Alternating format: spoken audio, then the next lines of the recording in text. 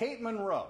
Mrs. Monroe now joins us with more on her campaign. Always nice to see you. I usually see you in here talking about homelessness and veterans issues. You're very passionate about that. But you are running for Congress. I am. I'm going to ask you the most softball question of all. Why are you running for Congress? Because, I've already served my country in the Marine Corps, and having already served, if you see where your country's going and your country's important, it's easy to sign up to serve again. When I see what's going on with veterans, migrants being prioritized over them, the stuff that's going on in schools, I'm the mom of a very young son, I just know that I can provide leadership there, and so I should. My whole thing right now is demand better. I had to start with myself. I have to demand better of me so I can go there and demand better of them.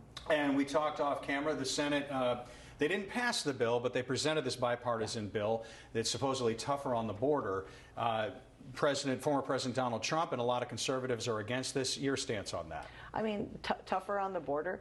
The fact that they could suddenly agree in a room to dial it down to 5,000 a day means they could do it now. When you say 5,000 a day, you mean 5,000? 5,000 migrants crossing per day is what the nature of that bill is. So if we could dial it down to there, but we don't, that means we have control over it in theory. I feel like one is too many. Because if you allow one, you have lawlessness. So I don't think that there should be any way that we allow anyone to cross. We need to call up the National Guard while we build the wall and reform immigration. That's what we should be doing. And the two things being tied together, the funding for Ukraine and us saving ourselves from terror and drugs and sex trafficking is absolutely ridiculous. And fentanyl and all of those other things. One of the other things that's been happening in California, we decriminalized retail theft, and now it's going through the roof.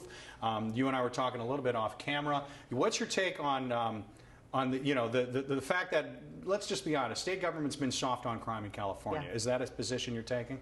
Oh, very soft. I mean, I actually have been saying it's crime by design. It's with intention that we have allowed crime to get where it is. And it's not just in California. Under this administration, you have seen lawlessness from the top down. I mean, Newsom was just on, in fact, he made his own video talking about going to Target and them relaying to him, not knowing who he was, I think they did, telling him that people just walk out with $999 worth of stuff. And he said, well, if you're letting them do that, why wouldn't I walk out with my $358 worth of stuff? I actually think that was an invite from him to reiterate to people that you can walk out of stores with as much stuff as you want. I don't believe that he is surprised by this. I think he did it as a marketing tactic to invite more crime. The 49th District, that used to be Darrell Issa's, I believe, correct? So this used to be a very a conservative area, but now Levin's a Democrat. So what is it now? Is it purple? How are you going to reach those independents that have seemingly gone to the left? Well, I think, it's 50-50 voter reg. It's only D3 because of turnout. So if turnout were equal and we could get some of the independents to our side, we could actually easily be the victor. I think where I'm going to be successful is it's the highest instance of veterans in the country.